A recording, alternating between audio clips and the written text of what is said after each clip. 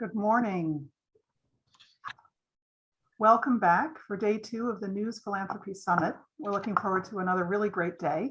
For those of us who weren't with us yesterday, I'm Annie Madonia, the Chief Advancement Officer at the Lenfest Institute, and we are so happy to be hosting the News Philanthropy Summit, our inaugural gathering, a 3-day conference dedicated to supporting fundraisers for local news. This is a program of the Lenfest News Philanthropy Network, which provides year-round programming on fundraising for local news for nonprofit, for-profit, digital, print, legacy, and startup news organizations across the country and around the world. Today, we have keynotes to both start and finish the day and an afternoon filled with really interesting programs. This morning, we'll kick off with a very special keynote on rethinking the role of philanthropy, featuring a fascinating conversation between Mario Lugay, Senior Innovation Director of Justice Funders, and Micah Sifry, author of the twice-weekly newsletter, The Connector.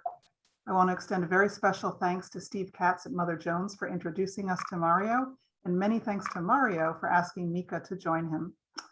The session was pre-recorded, so when Mario and Micah are finished, we'll go live to continue the conversation and take your questions.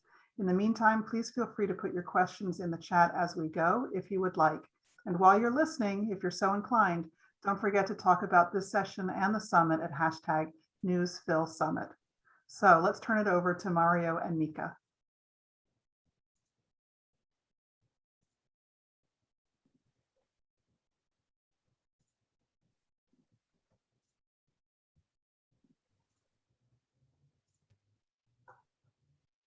Thank you.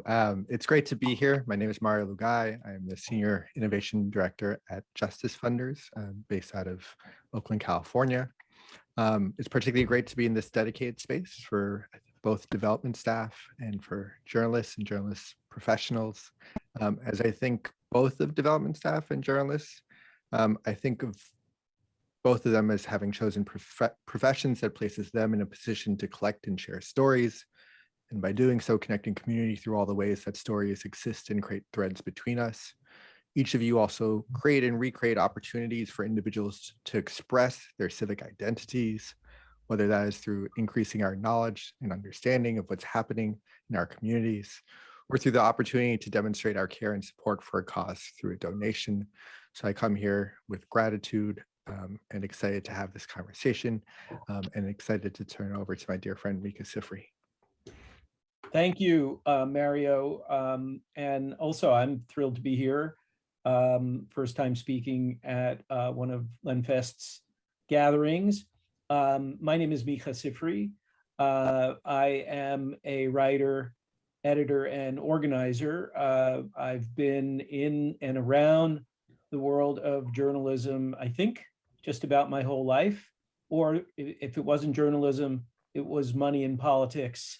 And technology and politics. So very quickly about my background, I started out as an intern at The Nation magazine in the fall of 1983, worked my way up to associate editor.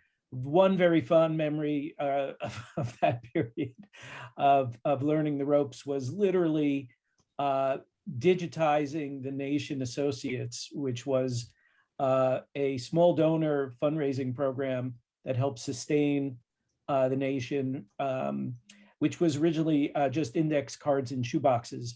And I had the pleasure of typing many of those names into our first computer, which was a K-Pro, a 20-pound metal box that I could actually carry home on the weekend. So it was a portable computer back in the early 1980s. After leaving The Nation, I went to work for an organization called Public Campaign, which worked for a long time on trying to change the dynamics of money in politics and change how politicians raise money. I've been around the world of raising money for a very long time.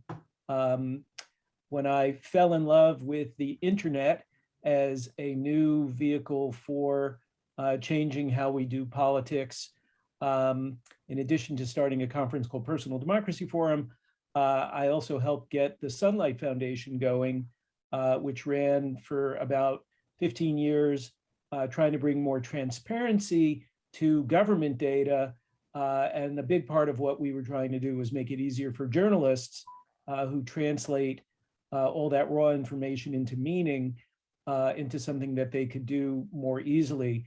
I hate to say it, but I've probably helped raise tens of millions of dollars over my career, both in small and large amounts. So I've gotten to see this space from all sides. What I do today, I am a free agent. I'm back to just writing. I have my own newsletter called The Connector, which focuses on the intersection of politics, tech, movements, and organizing. And I'm very much looking forward to today's conversation. I feel, Mario, it just maybe you should kick us off, or kick me off, however you want to do this. Yeah, I mean, in this opportunity, I thought immediately of you, of your writing, which I feel like I'm in regular conversation with. So it's nice to have a live conversation this day and age. And in particular, your career going from The Nation to Personal Democracy Forum, Civic Hall, to The Connector today, with its emphasis on the role of technology in civic life, could be thought of as a leap between two different sectors, or something more likely. And perhaps in a day when journalism and technology feel inseparable, and many news organizations, perhaps many of those in the audience today, are in some ways like tech startups themselves. Can you share how you've experienced kind of the changes you've seen, both as an individual moving between and across these worlds, as an observer and journalist, which is a different perspective, and why that leap might not be an unlikely leap, or was not one for you? So what I have seen happen that I think is good is an enrichment of the relationship between the creators of meaningful information, i.e. journalists, and the audience. And I think that, in the old days where, whether it was a print outlet such as The Nation, which is an opinion magazine as opposed to, quote, just objective reporting, or television or radio, very capital intensive forms of creating knowledge. It was very, very difficult to engage the audience. You were basically in a situation where a few people got to speak to a huge number of people who were just there to consume that information. And sometime in the late 90s, the two-way capacity that the internet makes possible started to eat at the foundations of that model. I vividly remember encountering Dan Gilmore, who was a tech journalist for, I think it was one of the Bay Area publications, San Jose Mercury News. And he started opening his column up to comments from his readers. And because he learned so much from them. And in fact, he at one point said, my audience is smarter than me. My readers know more than I do. And collectively, that's obviously always going to be true. And so the best thing in the evolution, we've been through a very disruptive period, has been those journalists and those outlets that have figured out how to open up to make the most of that interactive reality. The truth is that it was not an easy transition. It was resisted by the incumbent entities, big newspapers, sneered at bloggers, God forbid we should blog. Well, now, every major publication blogs regularly. They don't even bother calling it blogging anymore. So that opening up, I think, was a very good thing. That said, we've seen a hollowing out at the same time, and a kind of winner-take-all phenomenon where many, many publications are finding that it's become very difficult to sustain themselves, particularly in local journalism. And that is the thing that I think I worry about the most, and probably most of the people listening this hopefully resonates with you, that we have news deserts all over the country. These news deserts where you have one or fewer newspapers, they track very closely with places that are civic deserts, that are places where misinformation thrives more easily. Back in earlier this year, I was looking at maps of vaccine resistance by state and county level, and there's certainly some, at least anecdotally, correlation between places where the news ecosystem is at its weakest locally, and you have a greater resistance to science, to things like trusting in vaccines, and that's a civic disaster. So I think we all know that the transformation that the read, write, web, the two-way interactive phenomenon of the internet has really been a mixed blessing. And I think that all of us now have, we're in a crisis, which means we both have challenges and opportunities.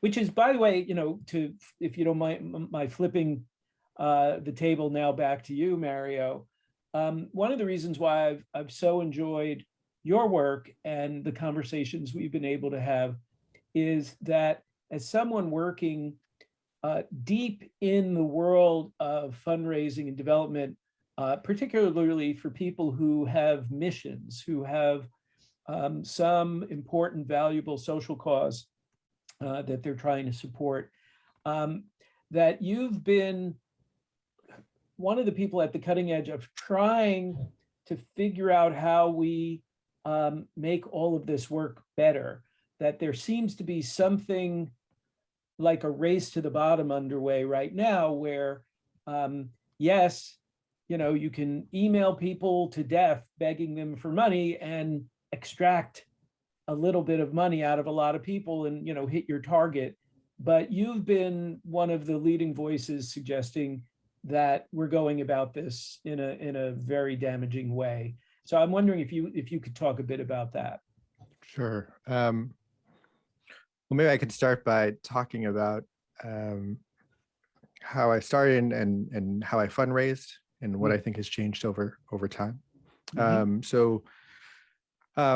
I became a development professional for a grassroots organization based in the Northwest Bronx called CAV, Organizing Asian Communities, around 2004, with zero previous experience fundraising, probably not a very strong desire, but with a close relationship with the community at CAV and a desire to organize. Since then, much has changed. Two things in particular I'd like to point out. First of all, back in those days, we were funded primarily, or at least in large part, by those communities in closest proximity to our base, which was low-income Asian immigrant and refugee communities. We certainly had some foundations supporting us, but the universe of those funders were small, and we were able to dedicate a lot of time fundraising from middle-class, professional class individuals. And in doing so, not just collecting money, but really seeding civic identity across our class and creating a cross-class movement for social change in New York City. The shift to now being primarily funded by high net worth donors and foundations, while perhaps a gain in resources, also feels a loss in possibility around societal transformation, which requires all of us to change, right?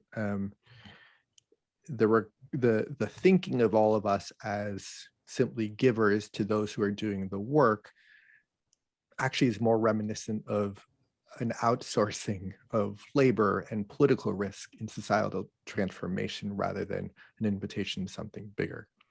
And at that time, we also fundraise differently. We fundraised like we organized, which was primarily still at the doors and on the phone, less so via email. Email was more of a newsletter tactic.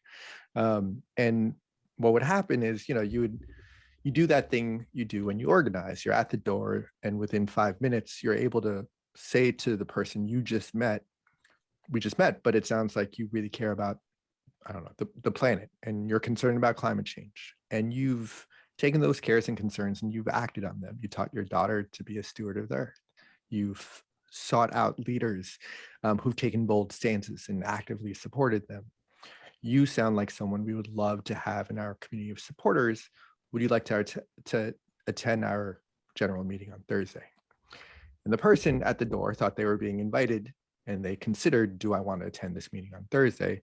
When we knew what we were doing was, if they hadn't done so already, we were inviting them to step into a version of themselves full of agency and purpose and values, and inviting them to step into that person and attend our meeting.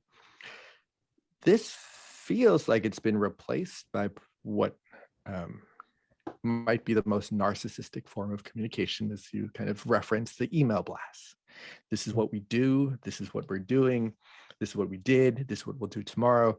Can you lend us $20? And so what used to be an invitation for you to support us based on our ability to see in you possibility that you might not have ever seen in yourself has actually become an appeal for you to support us based only what we can see of ourselves, and oftentimes a leading into our sense of scarcity, right? Like, well, we don't know if we'll talk with them again, so let's ask them for the $20. The challenge here is people don't know what they don't know. I don't know what I don't know. And people don't step into places that they're not often invited into. We, as those individuals working at civic institutions, whether community-based organizations, or I would even say newspapers and journalists, we know kind of the possibilities and should never be the floor to people's participation, but rather, or should never be a ceiling, should be a floor, kind of inviting them in more. I think civil society loses to capitalist society when our civic institutions, our newspapers, our community-based organizations, in our relationships with anyone we touch, reinforce their consumer identities rather than their civic identities. And so often fundraising invites us to lean into appealing to people's consumer identities rather than their civic or political identities. Yeah, that's very well said. I understand how you, if you're trying to raise money for a service organization that helps people in need, a civic organization, say, a hospital or a library that has a very broad, again, service mission, and even, a cause, say an environmental organization, that how shifting from, being very transactional to being to understanding that giving is an opportunity to build a real relationship between the giver and the recipient, and that you're transforming, that it's an invitation to a civic act. You once said to me that more people donate than vote. I wonder if that's, since the last election where turnout was so high, if that's still true. But it really turned on an important idea for me, that we participate in our democracy in more ways than just something we do every 2 years, because we can give our time, we can give our money. But given that this is a journalism audience, one of the things that I think has been a challenge for many journalists and journalistic organizations is this idea of thinking of themselves as community organizers, because everything I'm hearing you say sounds like the language of a community organizer. And one of the, primary tenets for many journalists, if not all, is this idea of keeping a kind of distance. You know, some go so far as to not even vote, but to, you know, in order to be able to report fairly on the community that they're in, that they can't be seen as pandering to that community or being beholden to, say in this case, their donors. So how do you think newspapers and other kinds of media can see themselves in the framework that you're offering without crossing that line of, you know, we're not just doing this because our donors are these people and we've got to make sure they're happy and therefore our coverage is tilted? Yep.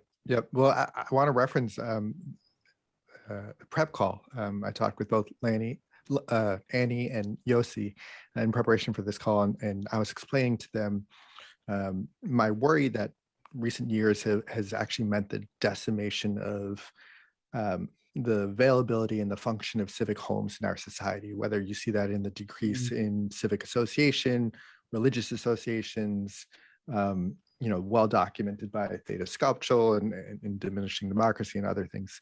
And I was talking about civic homes in the ways in which they exist, both kind of ongoing, but I knew CAV as my political home because despite our mission, which was to work with low-income Asian immigrant and refugee communities, when the Iraq War happened and when Hurricane Katrina happened, our offices were full of folks the next day, which makes no sense considering our mission, but it makes complete sense if you understood that CAV was a civic and political home for individuals. And in particular, when big things happen in the world, our instinct was to come together with others to that home to understand what in fact just happened in the world, how do we make meaning of it, and then what are our options for individual and collective response to it. And what Yossi said to me on that call was, you know, in many ways as a journalist, I feel like our motivations are in some ways to provide a lot of those functions and to in some ways be a civic home. And so first and foremost, I want to highlight that, you know, community organizing often gets portrayed as driving people towards an issue, when, to be honest, I've always seen community organizing as nourishing a person's desire to reshape the world. And they might end up doing that with your organization towards your issue, but they might end up doing it somewhere else. And I know for many organizers, you know, we're not, wherever they end up doing it, the most important thing, our legacy, was the fact that they might thank us in the future for having sparked that in them. And so to hear that from a journalist saying that that's their intentions was just heartening. In terms of what's made it hard for our organizations and institutions to survive, including newspapers, has actually been seemingly the fragmentation, and particularly the fragmentation of our identities. When the increase in philanthropic funding has also meant an increase in pressure to stand out, not against bad things in the world like consumption or anything like that, but oftentimes because of funding, stand out against each other, right? Like we are comparing our organizations to each other. Yeah. The most exciting part of that is, though, the solution to declining participation, retention rates of our individual organization is actually more collective action.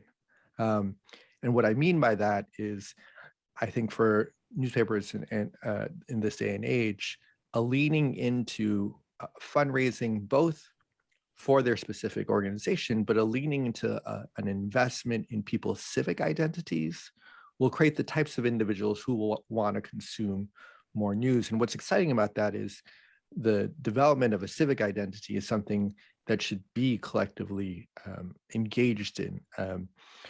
I look at corporate America and how they've shifted in the ways that they try to sell products or get more resources, which is if you watch commercials today, you hear less and less about the products being sold and more about yourself as an individual. So Peloton's ads, which are on all the time, I wonder how many times you hear the pronoun you in it. Like, you can do this. You got this, plant dad, or whatever, right? And what they're constantly reinforcing is your identity as someone who works out and uses a Peloton, so that they create the desire so you would want to purchase a Peloton. For newspapers and for civic organizations, what happens if we not only kind of promote our individual and unique contribution, but promote people's civic identities in a way that if I am a civic individual, of course I would consume and read the local news, because that's my ability to have language to talk with the civic organizations that I'm going to be part of, which I want to be part of, right? And how do we collectively contribute to that?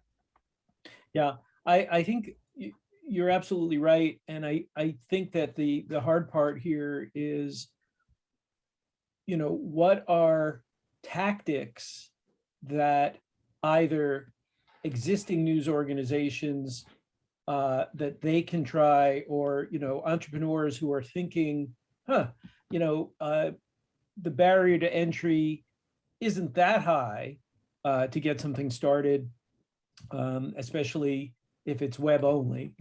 So that are there tactics that you would suggest that people use that have the effect of signaling we're doing this differently, and that would also sort of maybe set in motion a virtuous cycle that in effect, if I'm hearing you correctly, where we get to in the world according to Mario would be a kind of a sense on the part of the subscribers or donors to a journalism outfit, a sense of being stakeholders, that this is our common thing. It's important that we need an independent local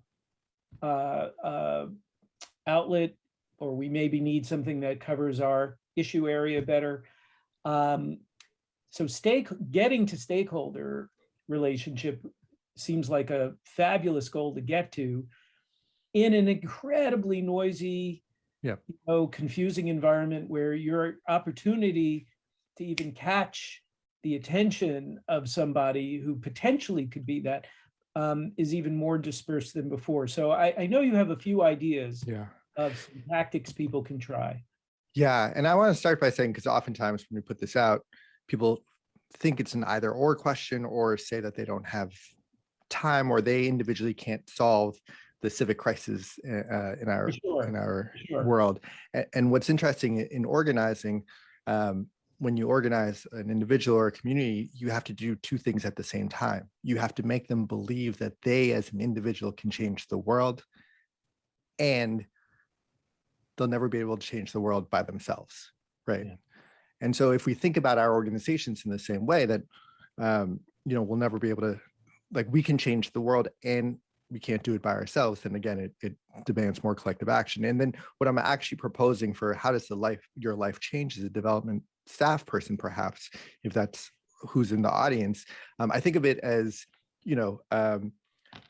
you're building a house, you're building your organization, and you need to build shelter quickly. So you need to go out into the woods, gather wood to create that shelter and protection. At the same time that you're doing that and you're making that trip back and forth, there's no reason why you can't grab a handful of seeds of grass or flowers. I'm a city kid, so this analogy is a little hard for me.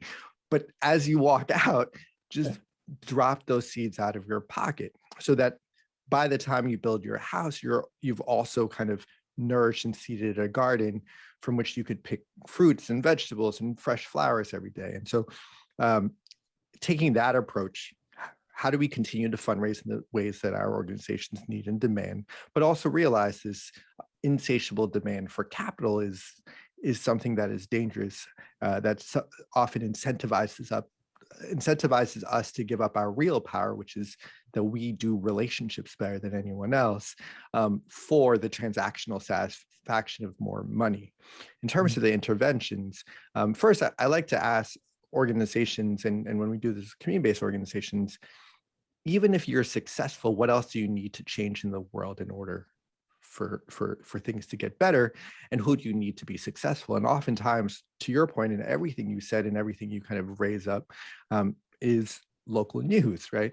Is one of those things. So they're often in their scenario of how, in fact, change happens is not only them winning, but people having a relationship with local news. And so beginning to kind of see how that's interconnected in terms of more very tactical things. First of all, I think development staff should be organized.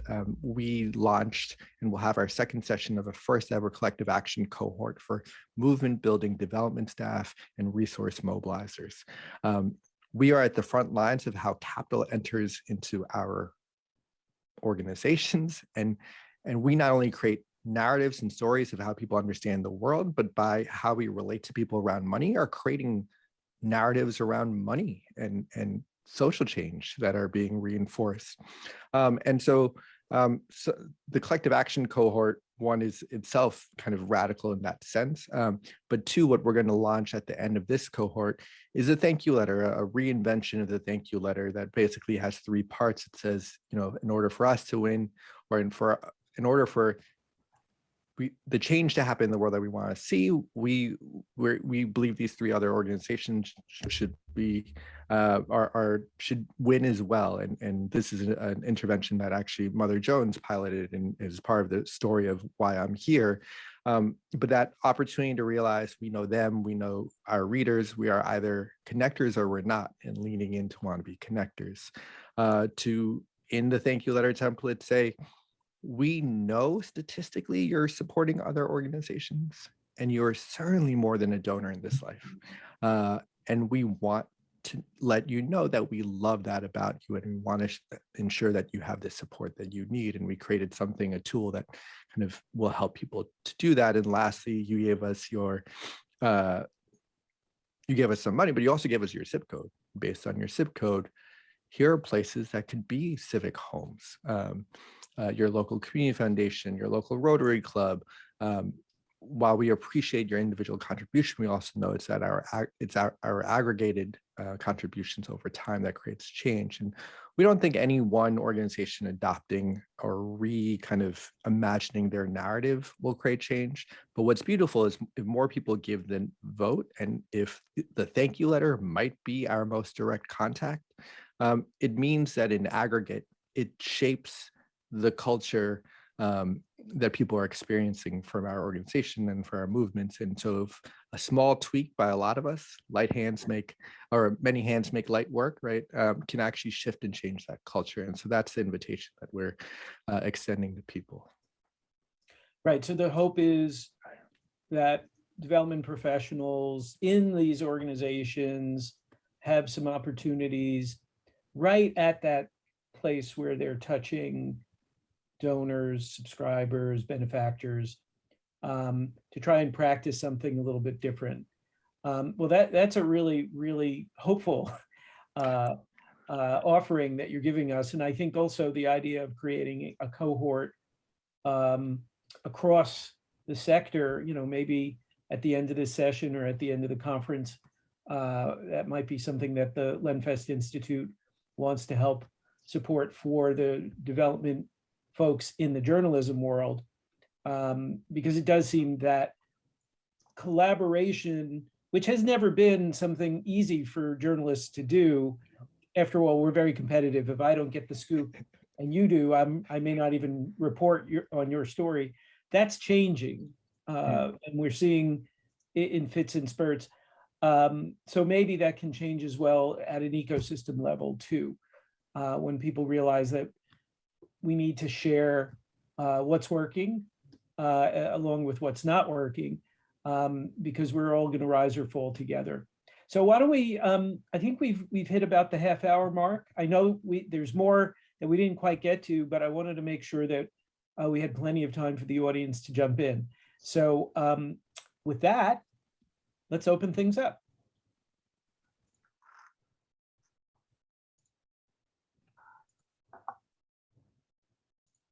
Thank you, everyone. Welcome back to reality in real time. Thank you, Mario and Micah. We're so thrilled you're here with us, and feel free to drop any questions in the chat or raise your hands, and I'll turn it back over to you two.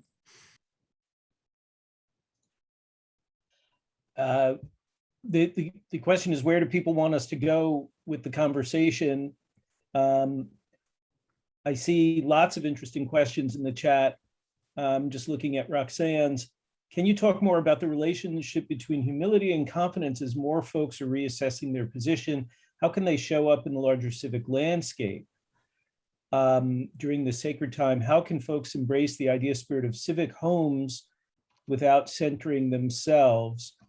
If I can just sort of build on that and then throw it to you, Mario, I was really struck watching the Storm Lake documentary last night, how Art Cullen is keeping alive a very old flame of, the local community newspaper as the pillar of civic life in a small town that, where the births and deaths that happen in the community, the marriages, the sports scores, the recipes that, people share with each other are just as important as the news. But what I was struck by, if we're going to rebuild civic homes in today's age, how challenging that is when everything feels so much more fragmented. And you can get you can kind of get all those things a la carte. And they've been disaggregated. So how do you think about doing that in a much noisier environment? I mean, the Storm Lake Times is keeping its nose above water, and to some degree, maybe will continue to succeed doing what it does, though it felt very fragile to me. And Roxanne, thank you for that question. I'll admittedly say that Yossi and Annie introduced me to your work before this conference, and we tried to pull you, would love to be in greater dialogue. I love that question. I'd love to hear more about that question if you'd be willing to share as well. And I love just the balance of humility and confidence in a world that feels so increasingly individualistic, which I think is driven by a consumer identity primarily, and this positioning of yourself as the center of the universe, seeking to choose what you need and to access. I love talking with elders in the movements, and you ask them about what they're proud of, and so many of them will say, I was on the march in Washington, or I housed farm workers when they came here to protest, which are ultimately stories about following, just straight up following. And that's what they're most proud of. But we're not taught in today's society to be proud of the ways we follow. We're always taught to be proud of the ways that we intervene. What we do for all of our cohorts, all of our facilitation things, if this was live to begin with, we always open with the same exercise, which is we ask people to remember a younger version of themselves, one before they had the politics or values that they do today, one who you might be embarrassed to have speaking at a conference or publicly with their values and politics. Then we ask you to remember some of the people who stepped into your life, whether partners or classmates or professors or organizers who helped move you significantly closer to your politics and values that you have today. We then break up into triads and ask people to introduce themselves to the space by saying thank you and naming one of the people who significantly moved them forward. We do this because for a couple of reasons. One, I consider the greatest danger of social justice work to be self-righteousness, to ever believe somehow that we were born with the politics and values that we have today. And so this exercise allows, and to kind of use social justice as a weapon rather than an invitation. And so this exercise reminds us that we weren't, and that there was someone patient enough with us to help us get to where we are. And that if we ever acted with self-righteousness, in some ways we would be making their role in our life invisible. And then the second reason is, and what captivates me about social justice work, community organizing work in particular, is the focus on legacy as much as impact, right? So impact might be as fundraisers, the resources you mobilize, as journalists, the stories you introduce into the world. But your legacy, at least for community organizing, your legacy is wrapped up in whether or not 10 to 20 years from now, in an exercise like this, someone will be thanking you for having moved them forward on their political journey.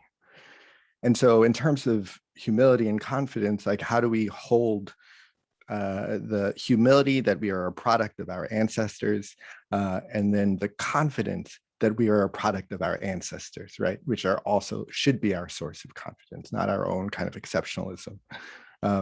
And the two things I hold in front of my head in doing this work now is both that question, the quote of "We are our ancestors' wildest dreams," and are we? Like, what would that mean to be our movement ancestors' wildest dreams? And then there's a beautiful Movement for Black Lives future kind of vision short movie that we use at every one of our cohorts.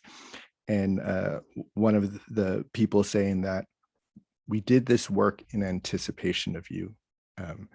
And so holding those two things, if we did this work in anticipation of you and we are our ancestors' wildest dreams, putting at the forefront of just our days, like how does that shift how we do our work and how we see ourselves? And I think it's easy to be like, oh, what's happening in society is hitting our sector so hard or hitting my organization so hard.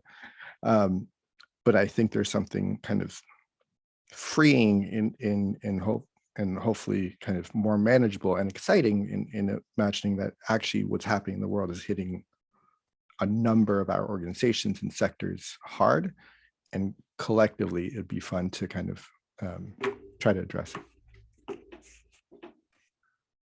Annie, jump in if you want to elevate a specific question from the chat. I'm going with what I'm seeing here, and I regret that, if you posted a question 15 minutes ago, I may not necessarily get to it.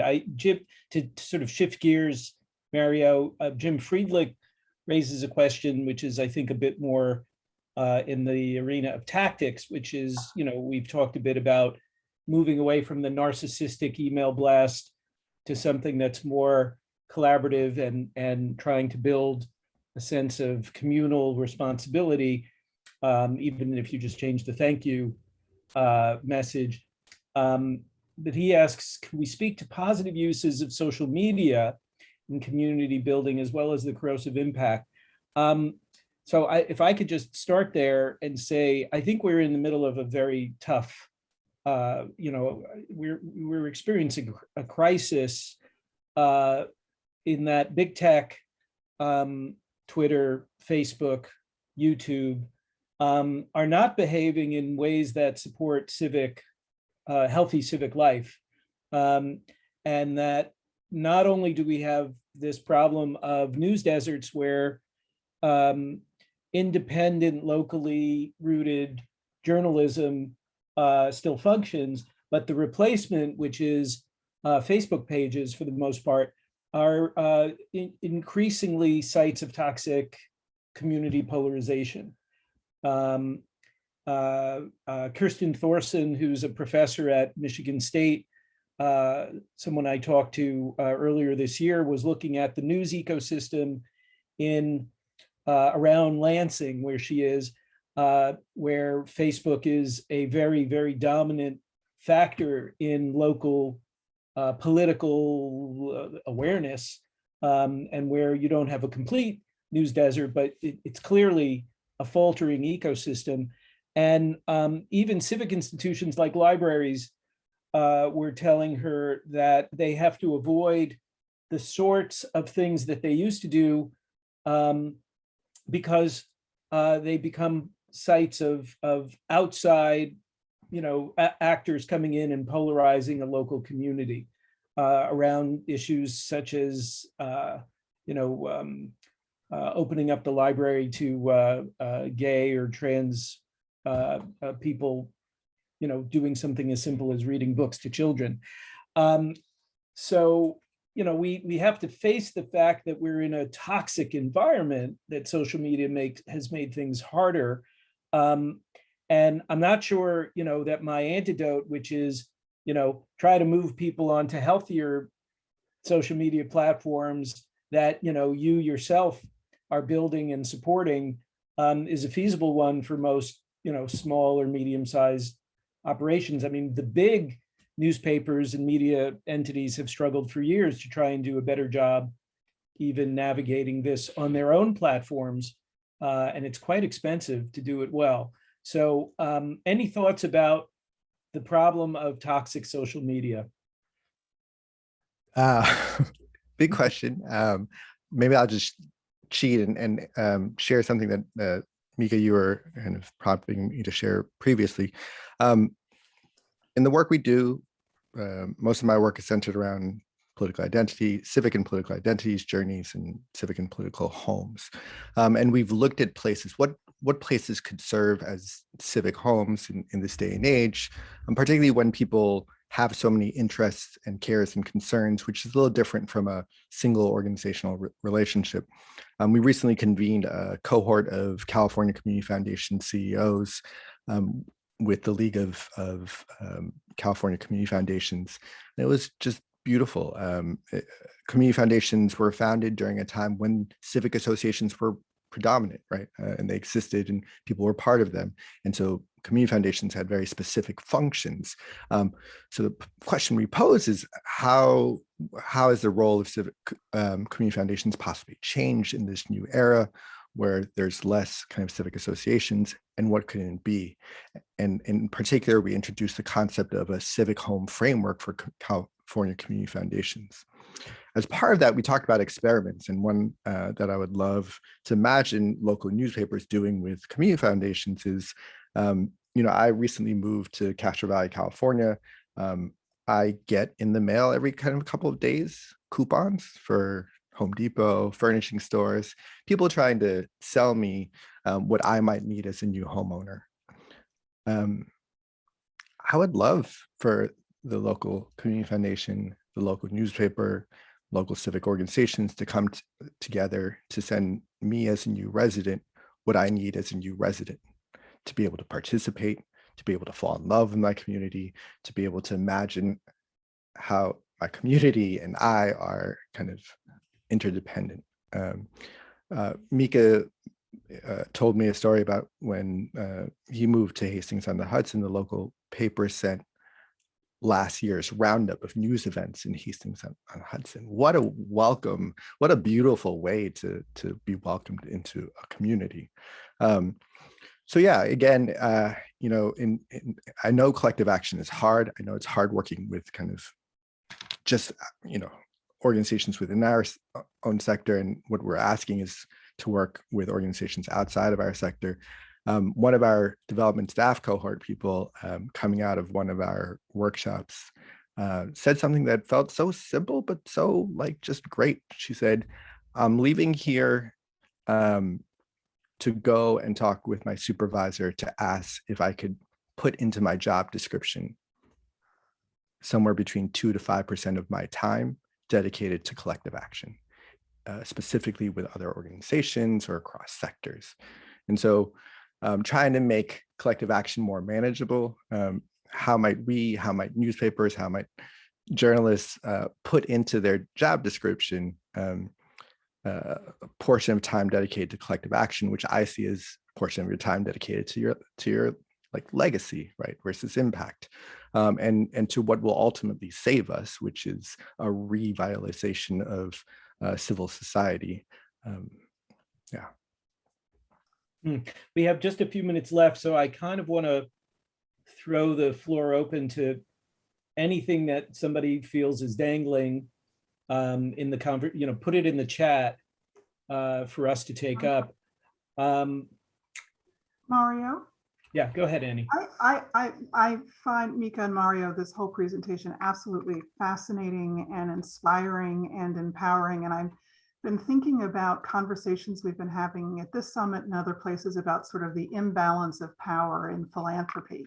The donor has the money, whether it's a foundation or an individual, and we sit at the feet of our donors and try to engage them in the work because we need their money, sort of that capitalistic approach. And I think this this approach that you're taking and trying to drive forward gives a whole different level of engagement and power and empowerment to the development officer, the concept of a development officer as an agent of social change.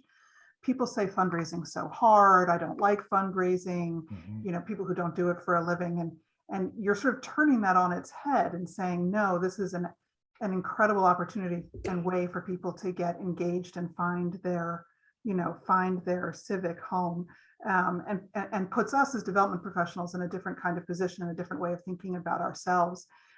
How do we drive that conversation forward inside our own organizations and sort of bring people on board from different parts of the organization to understand that role for development, that we're not just sitting on the sidelines trying to get money for the stuff they want to do, that we actually connect with people in the community one-on-one, probably more than anybody else on the organization on any given day. Do you have thoughts about that? Yeah, I mean, I would offer myself, I would now offer Steve Katz from Mother Jones and others who've gone through this as, I call it political cover. How do you bring people who've pioneered this inside your organizations to show it? Steve shared the Mother Jones thank you letter in which they highlight other organizations doing this work. And one of my favorite stories was Steve talking about how great it was to have conversations with other organizations, be like, hey, would it be okay to highlight your group? But also to recognize and realize how hard that was in general, and which is scary. It's scary to imagine that the hardest thing about adopting this thank you letter template that we're developing is people's worry about what happens when you highlight other groups. Yeah, in terms of development staff, I will say one of the weird, scary things that is happening is this notion of capital as currency to participate in movements. There's a wonderful group that has transformed my thinking, my organizing, called Resource Generation, and they organize young people with wealth. And they've pioneered donor organizing and done amazing things. And I think what they offer to everyone, what they offer to their base, I hope everyone gets to experience. But I was talking with a young member from Resource Generation, and they said to me, before I came out as wealthy, I wasn't really invited to things, to conversations, et cetera. But then I did. And then I got to meet Stacey Abrams. I got to be in this other meeting, and I fall in love with movements. And now Resource Generation is encouraging me to give away all of my excess wealth, discretionary wealth, to support movements now. But it just feels a little hard because I've fallen in love with this thing that I seem to have only been invited into because of my capital. And now they want me to give it away, which I understand, but it just internally feels like a tension. My answer to that is, how do we reinvigorate a middle class that historically, over the civil rights movement and social movements in general, was able to show to wealthy individuals that you could live a life that was safe, that had access to good education, where you could still be healthy and joyful without an excessive amount of wealth. And in fact, that excessive amount of wealth made it harder for you to connect with social movements because you felt isolated by that wealth. It creates distance, right? And so the giving away of money used to be the way to be in communion with larger society and movements. But in the ways we fundraise sometimes, and our overemphasis on money as the ways we win, kind of creates this other narrative. Development staff have the ability to change it again, but we touch more people than anyone else in our sector, and collectively, just asking a few small questions, changing the way can make all the difference. And I'm not asking for the thank you letter, as Steve knows. Well, Steve has done a different version, but the way we're doing it is you write the same copy that you've always written, and you just add a template.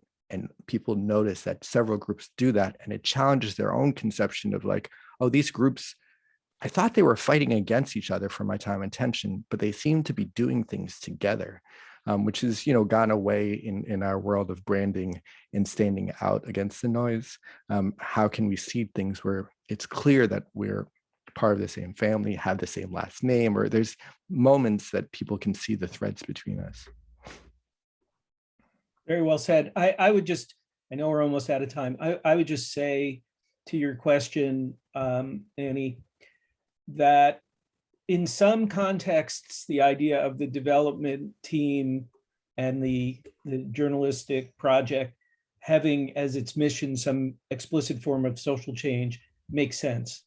And in other contexts, I think we have to recognize that not everybody is explicitly about a certain kind of social change, but that civic renewal or civic health, the benefits of a high functioning community that looks out for each other, where journalism is our